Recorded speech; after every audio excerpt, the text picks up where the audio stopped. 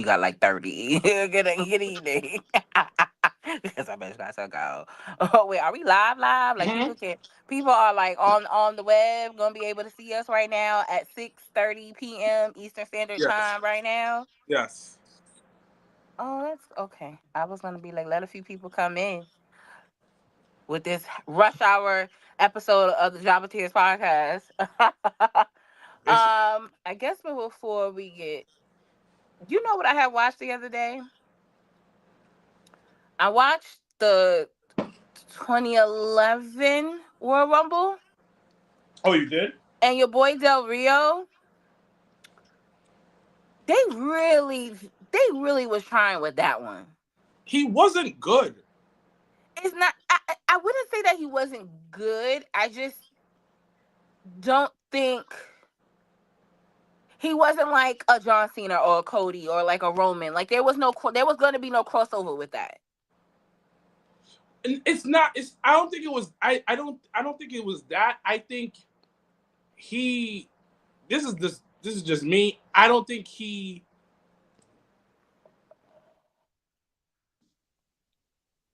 Because he just didn't have that ability. You know what I mean?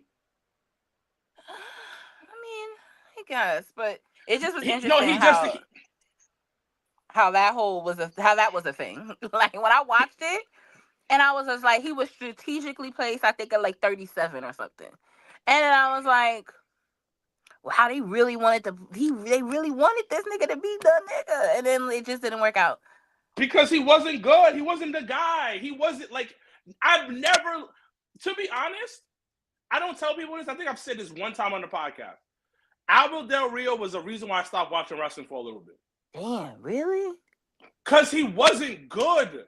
He was okay. And then what's crazy is in, and I guess that explains the casting and the manner that they did that. So I guess, when you think about that, wow, wait, was that, no, that wasn't the same year. That was like 2 years. That was like 3 years later. What? Because that Rumble was for Mania 27. Mm-hmm. And then, yeah, 28, 29 was Rock Cena 2.0. I'm trying to think what other stuff before we do get into this week in wrestling that I've watched. What did we watch the other day? Well, 2002.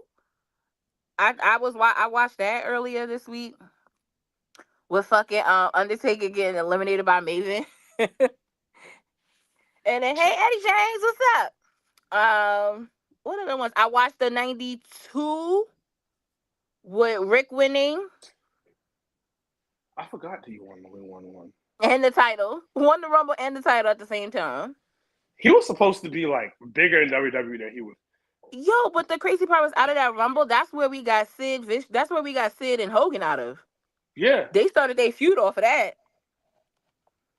The Rumble beat the joints. Listen, this year, that's why I'm really excited about this year's Rumble. Like, this is about to be the star-studded Royal Rumble of all of all time. Be quiet, Michael Boston. He already know where I'm going. It's gonna be a really good Rumble. Did you hear that it's going to Saudi next year? Yeah, so people were like in a like uproar, like, why would they go to Saudi? Listen, my pockets says thank you very much for deciding to go across to Arabian Nights. I'm okay with that. But you know what? I want to go to Elimination Chamber in Toronto because I've never been to Toronto. Oh, you didn't go to Money in the Bank with me. That is right. I was saying here like, and that's why I'm not going, because I was like, I just went for Money in the Bank. And yeah, I don't know if I want to, because Elimination Chamber is weird to watch. Really, any cage situation is weird to watch.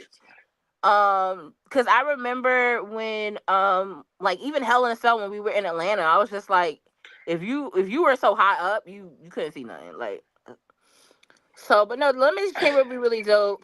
So then, really, Phil got to win this year's Rumble because he's not gonna go next year to Saudi. Oh, he's not going next year. So he's definitely. And then there's Rumbles. Speaking of Rumble, there's Rumbles of WrestleMania going back to New Orleans next year. I'm praying on it. I'm praying. The last time you went to New Orleans, friendships ended. Yo, it's so funny. I had told Michael that whole story. I had went back in my Snapchat because I was telling him, I was like, yo, we all went like 20 deep to New Orleans the last WrestleMania. And I mean, I had a blast. Some people did not, but I had a blast. But I showed him, I had a picture of Larry Morgan passed out on my bed after the Mania, because we walked from the stadium and we were all just changing to go back on Bourbon Street, and he took a little nap. So shout out to Larry for that. But I was looking through my videos and stuff, and I was just like, yo, that was I told him, I was like, imagine Bourbon Street, because we've been to New Orleans, me and him. I said, imagine Bourbon Street with just wrestling fans.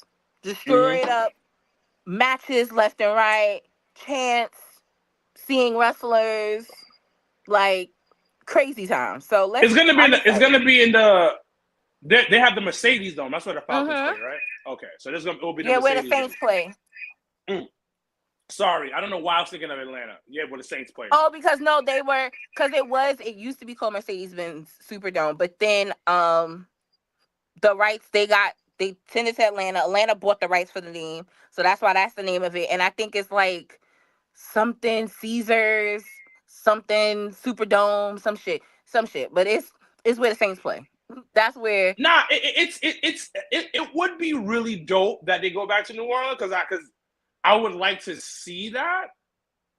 And I think I got. Hold on, next year I got two more Manias and I'm done. I said I would stop at 10, and I think next year maybe 10. The reason why I got two more. Hold on. 29. I did 29, New York. Then I did Dallas, Orlando, New Orleans. What was after that? I think it came back here, but I didn't go to that. Then we did Dallas again, and then LA, and then Philly. Yeah, I got like two, maybe 3 left in the tank. I just want to go to Elimination because I never been to that one, so I want to go to that one. I never been to Toronto. John Cena's last time in Toronto. Yeah, that shit will be hard. I'm so not for it. So what do you think about John Cena's? Who do you want John Cena to fight? Like, definitely to wrestle. Definitely Miz, Orton. Cody and him got to be Mania, so y'all got to figure it out. Definitely another moment with him and R-Truth. Not necessarily a match, but definitely a moment with R-Truth. They got to figure out. I want him to stay away from Roman. We've been there, done that. Phil, I would go for Cena. If we could get Cena and CM Punk in SummerSlam in New York, that's blowing the roof off. Out of this world. What about you? Because so I want to see. I don't know if it's gonna happen, but I want to see him and Brock. Him and Brock, him and CM Punk. I would love to see. You know what? Him and RVD. Oh, but they would have to do that here at Hammerstein. No, yeah, they would have to. Him and RVD. I would love to see him and Gunther, but I think Gunther would just out wrestle him, and it won't be a good match. It won't look good. That's why the whole I don't think that'll look good. It wouldn't look good at all. But I would love to see him do that. Those are pretty much it. I'd even take a Rock versus Cena one more time. No. I will. I cuss Triple H out. I don't. It takes a lot for me to be upset at Trips. That would be it. I'd be like, bro, y'all said once in a lifetime and lied. He gave it to me my first Mania, and it was trash.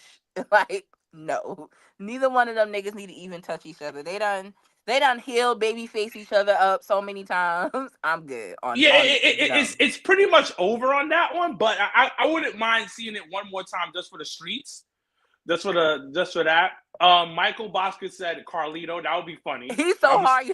Every time he see Carlito on Raw, he's just like, yo, him and John Cena one more time. Like, why? Cena and Punk facing each other would be like sad, like grandpas fighting. They getting up there, son. They getting up there in age, man. It's very interesting to see. Like, I think we're the generation where we're really seeing, where we saw people in their primes as teenagers, when we were teenagers. And yeah, because even when we had watched the 92 Rumble, Hogan was like 43, Rick was 40 or 39 turning 40. Half of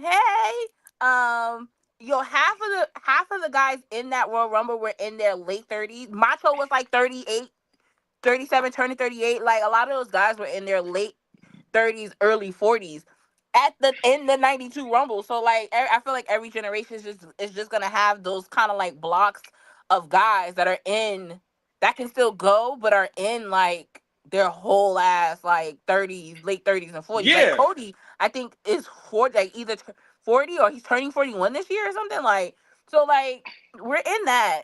We're in the LeBron age, Tom Brady era. Like we're seeing people stay longer in their careers, just in general. Like, even people I know, there's a lady on my team that's like, she's like 68. Oh shit! Wait, that like works? Yeah, she works very much part time. Nah, she's not retired. I mean, she's technically retired, but she still works. Oh, that's impressive. I like that for her. Yeah, she's in great shape. She's one of the most knowledgeable person on my team. Wow, you know what I mean? But she's seasoned, so she should be. Oh, she's seasoned out the ass. It's seasoned as hell. She should be knowledgeable as fuck. So they also said there's gonna be a PLE in Mexico. Yep, and then I think they also had just announced earlier today a PLE back in Paris, back in France. Now, the Mexico one I would try to go to. Yeah, same. So I would definitely do a PLE in Paris. I ain't gonna hold you. Now, I just want to go to Paris and just say niggas in Paris. So there's no real like rush. Like, if it's an October PLE or a November PLE, definitely. Because after Mania, I ain't doing nothing. Sorry. That's what I'm saying. Yeah, so like SummerSlam is gonna be here, so that's different. So after that, nah, like I need one that's like late in the year. October, November. Because I think last year that France pay-per-view was like, I think right after Mania, so that was May. Yeah, so but I think they're saying Backlash is gonna be in Mexico. In Mexico, so that was back in May. So like that's crazy. Cinco de Mayo in Mexico for Backlash. How crazy is that? Well, this is a great segue. Speaking of Mexicans, I just don't want to get taken. That's the only thing, because Mexico be tripping. But before we get into that, I do actually want to discuss. So TKO/WWE had released a press release. And it's rare that they do this, but they did a press release in announcing the official multi-year relationship and partnership with TNA. And where superstars from NXT would be able to cross over, as well as TNA superstars would be able to cross over and also be a part of selective premium live events. So that's also on main roster level and stuff. What does this whole partnership, like, we've been seeing, I feel like the foundations of it, like it started off with, Jordan Grace being in the Royal Rumble last year, Joe Hendry going against for the NXT title. Like, we've seen the Rascals reunion and then them breaking up again. Like, we've seen the foundations of this partnership in live time. So in your opinion, what does this mean for the wrestling business in general as a whole? So let's take away from me being a podcaster, liking to hear about business deals, me being a grown adult now, that watches wrestling and looks at it from a very I dissect things and we dissect things in wrestling, for us being podcasters and being in this wrestling media landscape. From a pure wrestling fan, just a guy who likes wrestling, who been watching wrestling for such a long time, I'm talking about just as a fan. This is super exciting. Like, really, like, generally, this is kind of cool. Like, you're seeing this multiverse of WWE expanding.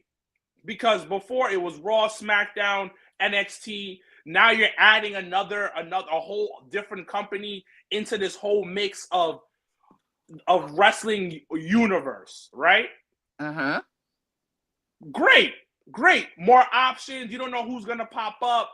This gives people on TNA more opportunities, exposure, like you just said. But looking at it from a business standpoint, this is dangerous. Talk about it. This is a very dangerous thing that they're playing with fire at this point.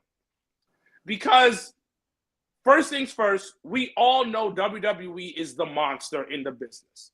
Number one for so long. At its worst, it's still number one. Now, you gobble up a company, you partner with a company like TNA, and in all honesty, they're probably going to gobble it up. Let's be real. They borderline have like endless amount of money. They can easily gobble up TNA, do what they need to do with it, make it like a fourth brand under WWE's umbrella, right? I'm not gonna say that's gonna happen, but it's a large possibility. It's a possibility. Now, already WWE got this whole WWE ID thing going on, so they got their hands all over the independent scene, and just literally touching everything. And as a business, this is amazing. For WWE as a business, this is amazing. But for the ecosystem of wrestling, it's not the best. Because WWE is slowly turning into a monopoly. But hasn't it always been that, though, when you look at it in a bigger scope? And let me get to that point. WWE is great when it has competition. That's just what it is. That's just what it is. WWE is so like right now we are loving what Triple H is doing with the company. But it's because there was a time, and I'm not right now, AEW was chipping away at the heels of WWE. And I go back to the point that I made before we started recording was I don't think, like, we see the decline in AEW right now. I don't think niggas was real fans of AEW. Why? They just hated WWE at that time. So now that WWE is on fire and on all cylinders, niggas is like, we good. Yeah. Yo, listen, fellas, ladies, you ever with a guy, they fucking up, and you break up with them. You know you still love them, but you start dating somebody else. They're the rebound. They doing all the right things. You really don't like them, but you know what? They're making you feel good. So this is the double back, is what you're saying. Fans are double backing. Niggas is doubling back, niggas is pulling a Nelly and a Shanti into something. Yes, they are backflipping right back to the X. Because the X started, you know what? I'm wrong, baby. I fucked up. I'm gonna send you flowers. I'm gonna do what I need to do. I'm gonna sing outside your house in the rain. In the rain, baby, I need you. Baby, I want you back. And then you fixing things up. You know? You don't take advantage of it. You don't take advantage of them anymore. You really start treating them well. This is AEW fans who went back to WWE. They never fucked with AEW like that. But I think, and I think sometimes what AEW did, and it wasn't their fault, but the whole premise of it being the alternative, when you're an alternative, it's giving temporary. It's giving, this is only for a short period of time that I'm going to be involved in this situation because it's an alternative. And then once the alternative is not working, which is currently going on, then you go back to what was the original thing you were watching, which was WWE. I mean, it being on Netflix now, especially on a global scale. Like, and I think that's one thing I always say is like the Netflix deal was a game changer for just not only us, like fans, but like just on a global aspect.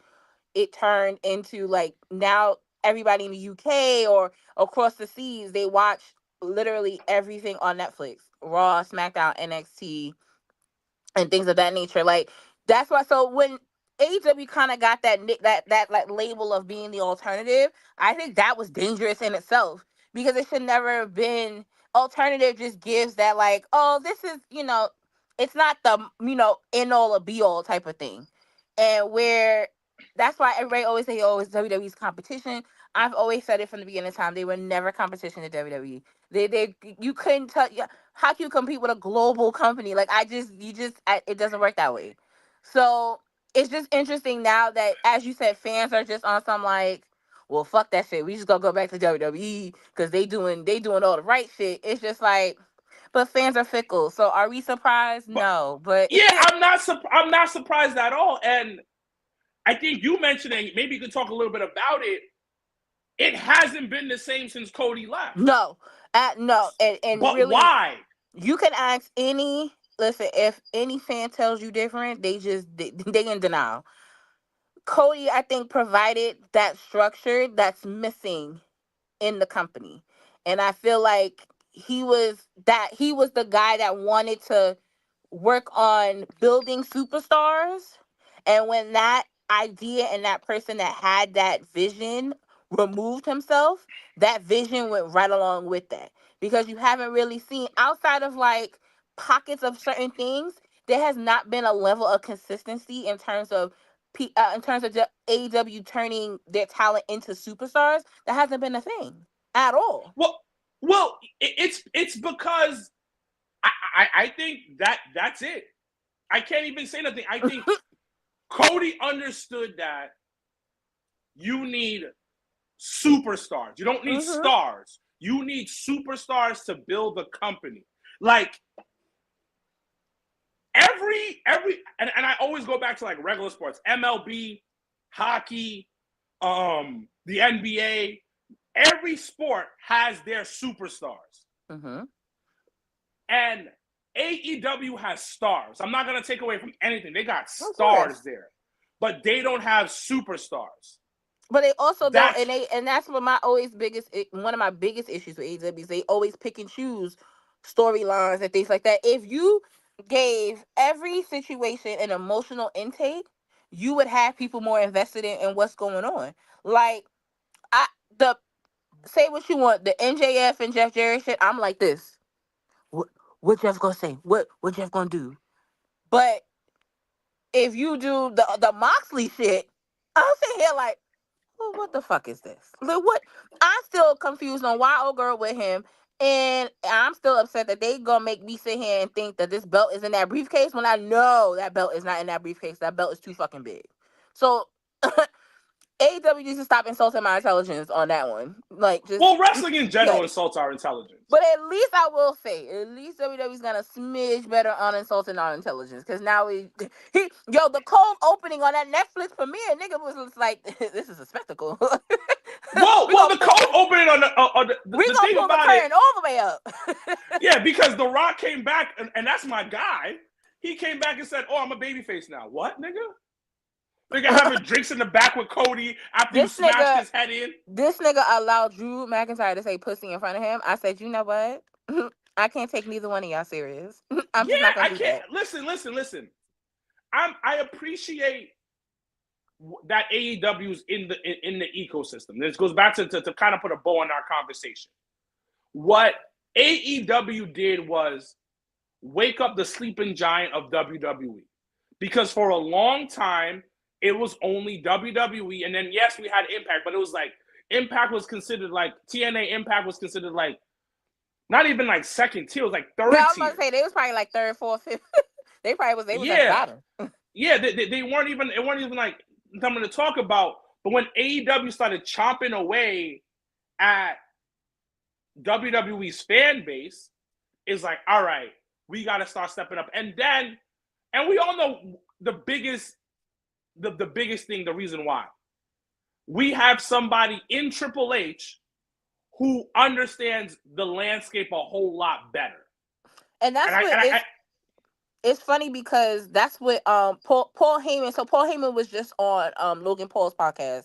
Oh, he was? Yeah. Great episode. I'm gonna send it to you. Great episode. But that's one of the things he mentioned was having a leader like Triple H that has been in their shoes, has seen it from their point of view, can have such a creative mind, and also can build things long term. And I think we definitely have recognized that more recently, that these niggas have been building long term storytelling shit without us really even knowing. Like they found a way to give you, they gave us Seth and Phil, and then the next week figured out a way to get Seth, Phil, and Drew McIntyre on the same segment at the same time. Yeah, because well, he's been doing it for a while. He did it at NXT. I think now he has a bigger budget to work with. That's the beauty about it. And I keep saying this. I gotta find this documentary, son. So in this, and I tell you this all the time. I know I say it all the time. In this documentary, this lady is like how that Triple H said that he was gonna run the whole company one day. To speak something in existence like that, it's crazy. And to actually do it, the amount of respect, and listen, he had to do what he had to do. He married the boss's daughter. I don't care if he loved her or he didn't love her. It's not like, you know what it is though? It's not like when that storyline, because I go back and I look and I think about that storyline, they wasn't even really fucking with each other then like that. That was she couldn't stand him. Yo, like, we just gonna do this story and call it a day. Yeah, and that's what it was, and it turned into something totally different and totally beautiful for them. Like, so listen. I ain't got no beef with it. All I'm trying to say, because if the roles were reversed, would anybody be saying anything? My dude is running the company now. He was literally the guy that got buried after the curtain call, and now he's running the company. That is insane. It's insane. Literally, it's insane. But it goes back to what you said. It's when you understand where people who work for you come from and what they're dealing with. Because let's be honest, there was a time that Vince was tapped in. He understood the landscape. This is why WWE became what it has become today. Because he understood the landscape. But it comes to a point where you too far gone, my dude. Yeah, and I think that's where the biggest difference was. It's like Vince's mind is genius. And really anyone that says different just doesn't understand wrestling. He's been able to provide so many opportunities and so many things for people in wrestling that you can't take that away from him. But his Achilles heel was not growing with the times. Like, my man is still in 1982 about to do WrestleMania 1 type shit. Like, nigga, we in 2025. Like, if Vince was still in charge, we would have never gotten fucking Travis Scott blowing on the Monday Night Raw. We would have never got, I don't think we would have got Bad Bunny. No. I think we would have gotten Bad Bunny. I don't think we would have got Bad Bunny off of that. I don't think we might have not gotten Pat McAfee, to be honest. Like, just certain things that have happened over the last even 5 years, give or take. Well, Pat was with the Vince era. But I don't think that I personally definitely think there was people in his ear that like kind of like persuaded him to that. Like, I don't think that was a Vince idea, is what I'm saying. Like, I think he saw the value, and he probably saw like, okay, this is probably a really good opportunity. But I think that was definitely a conversation that he didn't, that wasn't an idea that he brought to the table. I can see that, because like looking at it right now, like Vince, yes, like you said, is a genius, but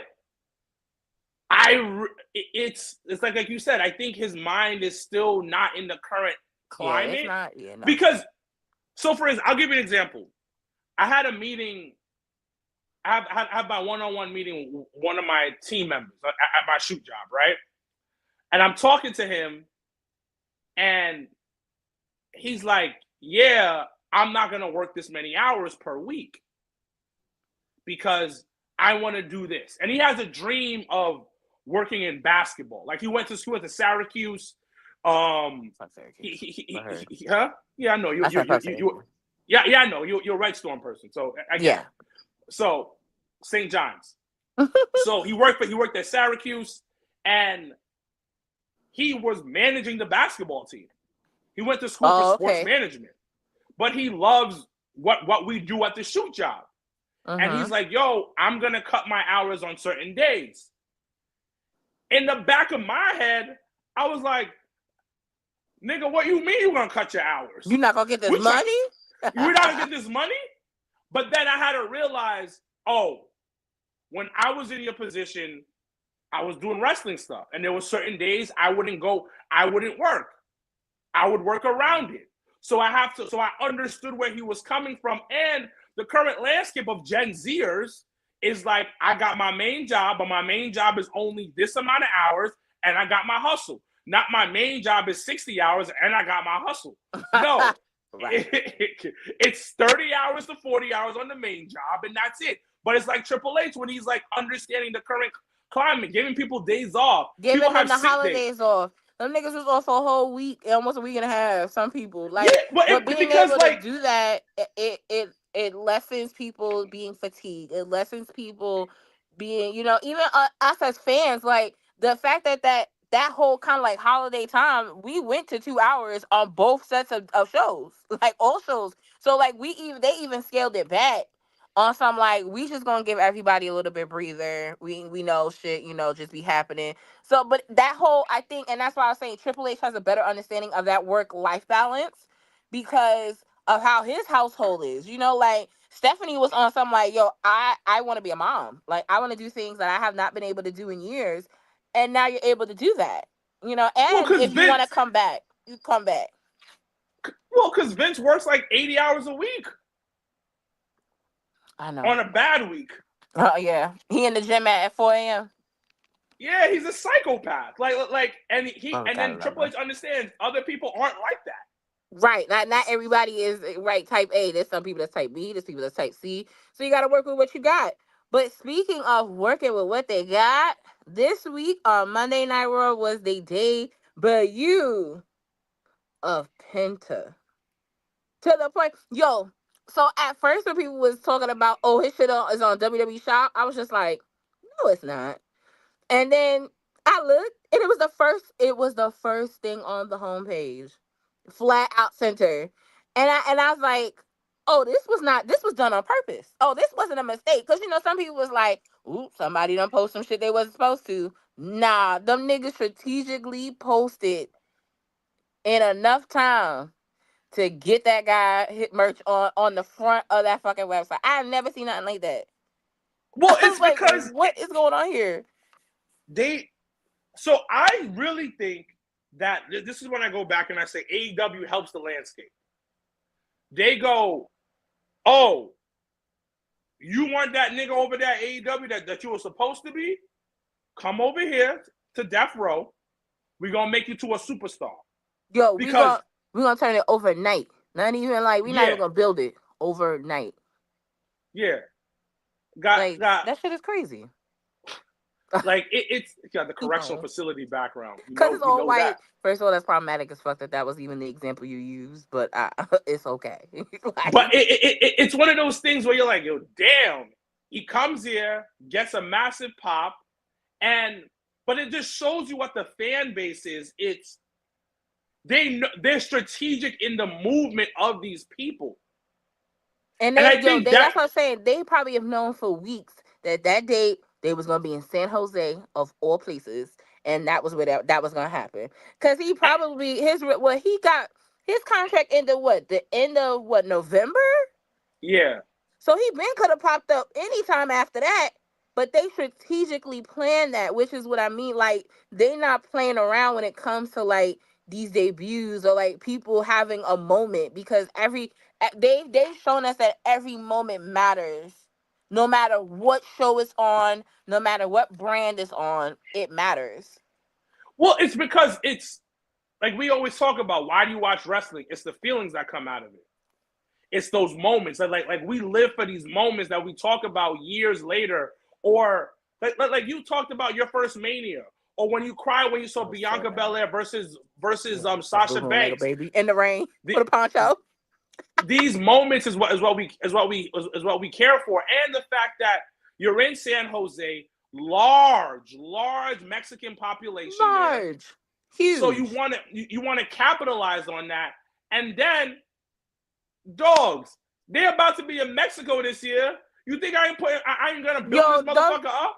That's what I'm saying. They strategically was like, yo, we just gonna scoop up a few high profile Mexicans and like people that's been in CMLL or you know all them other shits at AAA. We just gonna scoop them on up because yo, even for remember when Stephanie Vacora got signed? Yeah. Her first show was a live event in Mexico. She fine.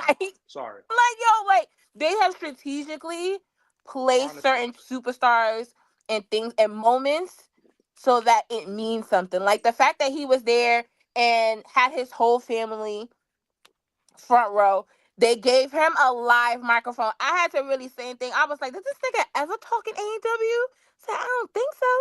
I said, they gave him a whole microphone. My man was bilingual as fuck.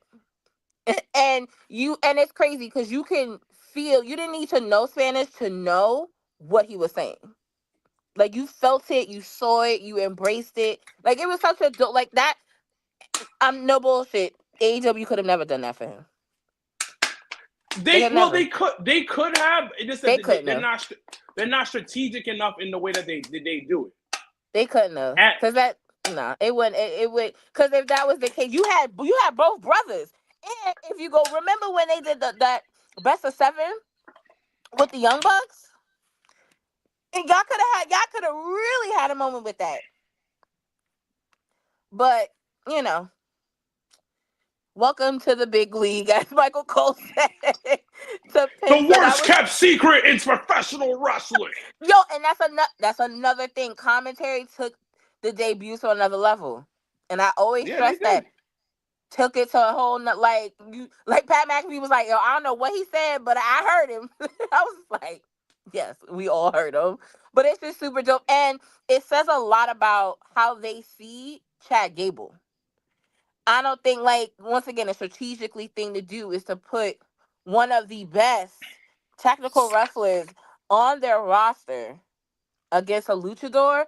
And then the first maybe like few moments of the match, they wrestled like lucha. Like, you go back, like low key grappled like it was lucha style. So you saw a different side of Chad Gable, but it showed that they gave him the opportunity to help him beat, help. It takes two in that ring.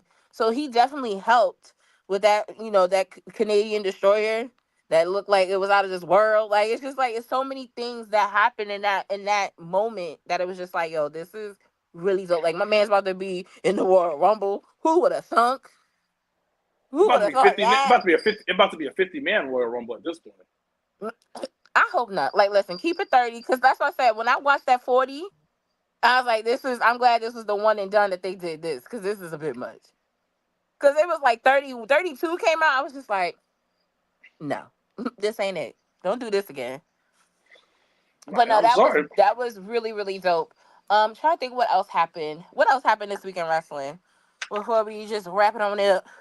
MJF versus Jeff Jarrett. So, I'm invested. Not gonna lie, but they went a bit too long for me. It was a side. They went a smidge. Like, if we could have lessened it by like maybe 4 minutes, I'm like, all right. But it to me it dragged a little bit. I'm not gonna lie. Yeah, I think it was missing something. Like, I don't know what it was. It was missing the guitar shot, because Jeff came out with the fucking guitar, and I was ready. And then when it didn't happen, I said, well, what the fuck was it for? Christian Bailey. Hey, yeah, Christian. but I think it went a little too. It might have, but it just wasn't. It missed its oomph that it needed. But I also think it's because it was a small ass crowd too, son. Had like 10 people in the crowd. I mean, listen, if they are listening to this, if they're listening and doing smaller venues to make it look fuller, I support. Whatever. Did I like that hard? Did I like that hard cam was facing commentary and the ramp? No, like no, not even. I kept saying, I was like, this is such a weird. Whoever's in that fucking booth just changing the cameras, it's just it aggravates me every week. It's like you're not doing your job. You're not. Well, they don't. They're trying to make it look like not look empty. But to be honest, it didn't. The certain camera views that they came, like when they was when Rico had exited the building. First of all, I was like, them seats all the way back there should have been like free. Like, what are we doing? But when he exited back that way, it was mad people back there. It's trash. Yeah, it's trash, bro. It's trash. No, it doesn't. It was okay. I just so I just was like, but yeah, the whole Mox and my man Will, I just didn't like the ending. I didn't care for why would you choke out this nigga? Well, that's not even believable. It's trash, bro. It's trash. Like I was watching, we watched. I really had watched Dynamite for Will. Like I really I was just like I already knew that Tony Storm was gonna win that gauntlet thing because I love that battle royal, boy. I love that match. That match was the best match on the card, dogs. Nah, those girls were the. Listen, I always gonna love Willow. Chris is always dope. Shout out to Megan Bain being on Dynamite this week. The little Harley girl she kind of growing on me low key, but it's just because she's obnoxious and I like obnoxiousness. So, but I had already knew Tony was gonna win. Kenny had opened the show against Brian Cage. Yo, Brian Cage done slimmed down a little bit. Was it just me, or I was like, he's off the drugs probably. Yeah, I was like, that's what I said. I said he off the juice. That's what I said too. I'm glad you're not the only one. I'm glad I'm not the only one. I thought that. But what else? So yeah, they had announced also on Dynamite that in 2 weeks in Atlanta it'll be Ricochet versus Swerve. Ricochet versus Swerve is gonna be. I think they're building it up to a big deal. They're trying to make Ricochet into a superstar over there. Good. Okay, I'm happy for him for that. That's legit what they're trying to do. That's cool. We'll see. Yeah, we'll see what happens. They got no choice. They paid a lot of money for him. They do have choices, just like they made a choice to have the fucking tag team champions fucking lose to the Hurt Syndicate. That's a choice. Because they paid the Hurt Syndicate a lot of money. They don't had Private Party for the last 5 years and had every opportunity to give them the title shots and them titles on a big stage. And when you finally give it to them, it don't mean nothing. They don't do nothing with them. The first time they on Dynamite, these niggas clown them and sun them on TV. And then the following week, which is this week, they get fucking pinned against them. Why? Why do that? Because they don't fuck with them. Why do that? Like. And they had and then the Bucks don't want the titles anymore. That's why. Which is weird because they just won them belts, then they just went in Japan. So it's just weird. It's weirdo behavior. And I don't think Kenny wants to be in AEW anymore. You think that? No, he's over it. You think that for real? Yes, I personally think he's over it. Why do you say that? It's interesting. Well, let's look at it. Like. When you go back to New Japan because that's home and not go back to the company that you're signed to first, like your biggest match so far of the year so far was that match with Gabe Kidd, which was a banger. But they working up for that tag. They're gonna end up doing that tag match. They're probably gonna do it at Evolution.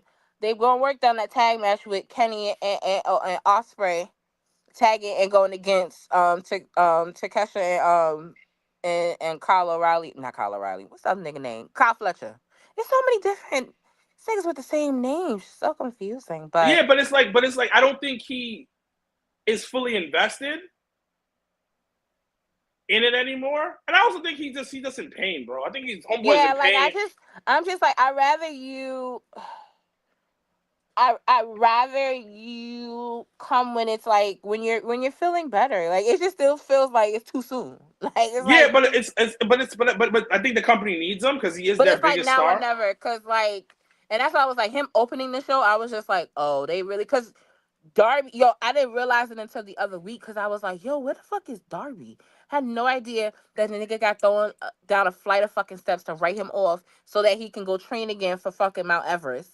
Had no idea that was happening until the other day. And I was just like, That's the dumbest shit in the world, but okay. I was just like, so we're just If gonna that shit is not if that shit is not being filmed, recorded, and added as like fucking content for AEW, that's stupid. I doubt it is. I don't That's see that. stupid. Like because we have to understand the bigger picture. Like yo, that's my talent. That He could hurts. die. He could die. Like, let's really think about this. Like, granted, like I like seeing like I read research and stuff like that. Like that Mount Everest shit, like you can go at any point. Of course, No matter how trained you are. You can have there's people that have trained all their lives and still died. So what are we yes, doing? and I understand he's trying to live out a moment, but it's the fact But that at like the yo, expense of like, bro, like you have a whole paper, like you got a whole title to win, my guy. Like like, what are we doing? you're the face of the company, You're but the face of the company. But you then know, yeah, we gotta rock with John Moxley and these niggas until the end of time. So there's that. Oh. all right. Well, okay. Anything else before we say our farewells? Next week we will record, and then the following week, we'll do a special interview. We'll throw out the greatness. Tuesday night we'll have JCP Lounge, Royal Rumble week. Since we won't be here, we'll be in Indianapolis, so we want to be able to give you guys our Royal Rumble predictions and things of that nature. So stay tuned for that. I think doesn't LPW have a show tomorrow? So tomorrow, LPW, so your boy Sir Wilkins will be on commentary, There you talking his go. shit. So shout outs to him. I do believe there is another secret show that you can hit up Joaquin Morales about. I believe it is tomorrow as well. And then next week, HOG here in New York. I can't go to Gearing that up. one. You can't. Yeah, because I have to go to. I just read my sister's, my nieces and nephews, Oh, the twins' first birthday. Yeah, I can't miss that. Oh, it's the Unless you, same day. yeah, unless you get there super early, I get you in. Time you We'll get talk off about work. that later. Yeah, That's what no, I'm saying. no, Like, because the birthday party's in Brooklyn, I mean in Queens, so it's oh, not like okay. it's far from the show. It's just that. One. Wow, she had. Wow, it's been a year. Yeah, but then also I have to go to Manhattan to go to see Hugh Jackman do his one man show. I'd rather go see Hugh Jackman. The fuck? Yeah. Yo, super sign out, and then we'll sign off. You know who hit me up the other day? Who? Leo. Oh, how's he doing? Alive. But All he right, had you told me just that the twins. I think he said 7 now. I was like, oh my god, like why? What the hell? But yeah, he had randomly DM me on Instagram. That he said, hey, he was checking on me. He do that from time to time, low key. But he had did it the other day, and I've been meaning to tell y'all that. But I was waiting until we recorded okay to say that. But no, but shout out to Leo. Leo's one of the original OGs of the Jobbertears podcast. So if you go back to season very first season kind of miss of that our nigga. So. podcast, you'll know who Leo is. And Yeah. that'll be that. But Yeah. but he's good. You know, he's working, trying to stay out of trouble. Wow. Gotta love him. But all right, we got Royal Rumble coming up. That TNA Genesis is this weekend on Sunday, and I'm not gonna hold you. I'm probably gonna end up buying it. Yeah, because they put the NXT logo on it, and I was just like, see, now I don't know who's gonna pop up. Now I gotta watch it. So that'll be this Sunday Genesis TNA on TNA Plus. I think it's like $35-$40. I don't think it's that much, so I was gonna get it. But all right, thank you guys for joining us for this like rush hour episode of the Jobbertears podcast. Mrblacc will return next week. He is on referee duties today, so he was unable to join us, but he will be back next week. But anyways, we will see you guys next week. Thank you guys for joining us. Go Eagles. Nah, fuck that guy.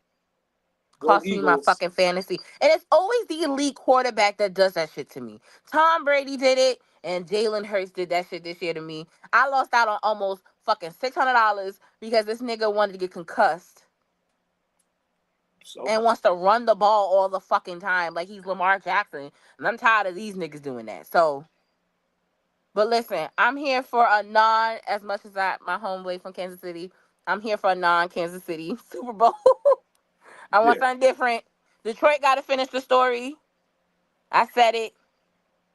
But we shall see who is going to We'll see if the story gets finished, but we talking about them right now, baby. Goodbye. Anyway, hashtag Black Excellence. Hashtag we are out. Peace. Bye.